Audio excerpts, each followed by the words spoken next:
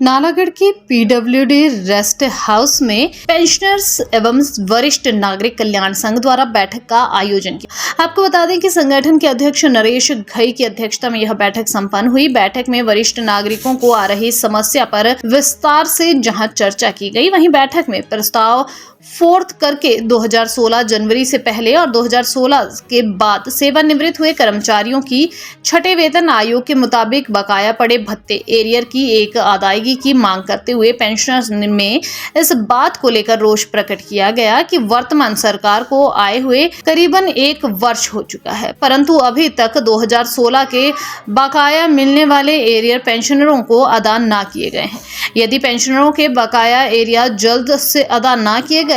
तो आने वाले दिनों में पेंशनरों को अपनी मांगों को लेकर आंदोलन का रास्ता अख्तियार करना पड़ेगा, जिसकी जिम्मेदारी प्रदेश सरकार एवं संबंधित विभाग की होगी। आज पेंशनर्स एवं सीनियर सिटीजन एसोसिएशन नालागढ़ की मासिक बैठक आयोजित की गई थी। इस बैठक में सदस्यों ने अपनी समस्याओं के बारे में विस्तारपूर्वक डिस्कस किया। इसके अलावा पेंशनर एसोसिएशन की तरफ से मुख्य रूप से जो सरकार पर हमारा डीए की किस्तें 8% अभी तक हमें ड्यू पड़ी है, उसकी बात रखी गई कि उन किस्तों को भी जारी किए जाए। इसी तरह से पेंशनर्स का जो 2016 के बाद जो रिटायर हुए हैं उनको जो ग्रेच्युटी और लीव इनकैशमेंट है उसका एरियर भी जो है नए पेंशनर्स को जो है नहीं मिला है, तो उसकी मांग की गई। इसके अलावा पेंशनर्स ने यही मांग की कि हमारे मेडिकल बिल जो हैं पेंशनर्स के, वो काफ़ी समय से कई सालों से सरकार के पास पड़े हुए हैं, जो कि हज़ारों लाखों रुपए के हैं, लेकिन जो पेंशनर्स हमारे बिना मेडिकल की जो सुविधा के कारण जो है कई साथी तो हमारे स्वर्ग भी सुधार गए हैं। तो सरकार से मांग है कि मेडिकल पेंशनर्स के जल्द अदा किए जाए। इसके अलावा पेंशनर्स ने नालागढ़ जो समस्याएं हैं विभिन्न, जैसा कि नालागढ़ में दभोटा पुल है, उसके बारे में चर्चा की गई कि इस पुल को टूटे हुए 6 मास से भी ऊपर का समय हो गया है, लेकिन हिमाचल सरकार की तरफ से जो 1.5 करोड़ रुपया जो सरकार ने पंजाब सरकार को देना था, उसके कारण बताया जा रहा है कि ये पुल अभी तक निर्माण नहीं हो रहा है। तो हमारी मांग है कि इस पुल को शीघ्र निर्माण के लिए 1.5 करोड़ रुपये की राशि सरकार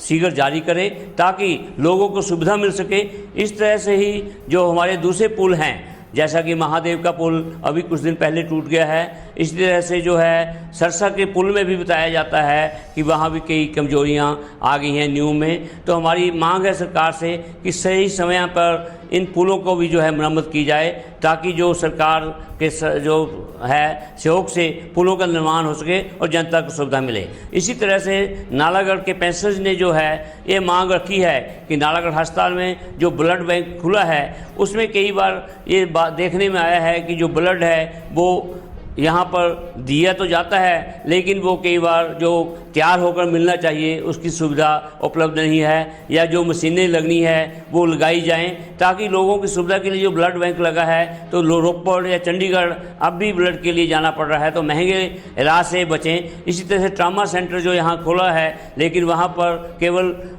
कागजों में तो खोल दिया है, लेकिन जो स्टाफ नियुक्त होना चाहिए, अभी भी नालागढ़ अस्पताल जो है 100 डॉक्टर्स के मुताबिक जो अस्पताल में यहाँ ओपीडी ज़्यादा है, यहाँ जो ओपीडी के अंदर जो बैठने की सुविधा है लोगों को भी नहीं है। आप देखें जाकर के बारिश में जो है पानी सारा ओपीडी में आ जाता है, जो कुर्सियाँ बाहर बैठी हैं वो सारी टूट चुकी हैं। तो लोगों के लिए जो अस्पताल में सुविधाएं होनी चाहिए कि जो इलाज कराने बुजुर्ग, महिलाएं, बच्चे आते हैं, तो वो कम से कम जब डॉक्टर के इंतजार में उन्हें कई घंटे बैठना पड़ता है, तो वहाँ पर जो सुविधा बैठने की धूप से, वर्षा से होनी चाहिए। इसी तरह से नालागढ़ पेंशनर्स और सीनियर सिटीजन में इस बात में बड़ा रोष पाया गया कि जो हमारे अवैध गतिविधियां हैं, चाहे वो नशा की है, चिट्टे का जो है बच्चों में काफ़ी यहाँ फैल चुका है, जो पुलिस को जो कार्रवाई करनी चाहिए इस पर सख्त से सख्त जो नकेल डालनी चाहिए, लेकिन देखने में आया है कि चिट्टा या जो दूसरे की नशे की वस्तुएं हैं उसके कारण आम युवा पीढ़ी जो है इस समय बर्बाद हो रही है और नशे की चपेट में आ रही है। और नशे के कारण ही जो अवैध गतिविधियां, जैसे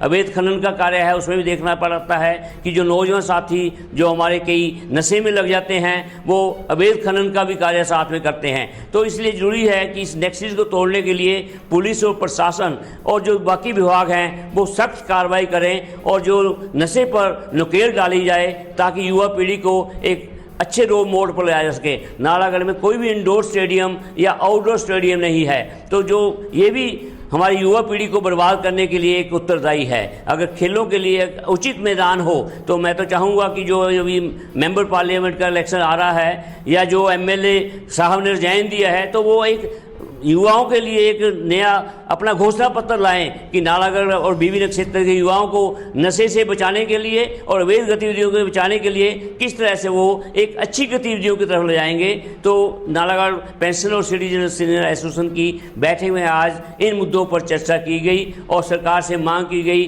कि सीनियर सिटीजन और पेंशनर्स की जो मांगे हैं उनका सही समय पर हल किया जाए और जो समस्याएं यहाँ नालागढ़ के लोगों को सामने आ रही है उसका भी हल किया जाए। धन्यवाद। नालागढ़ से रिपोर्टर श्वेता की रिपोर्ट।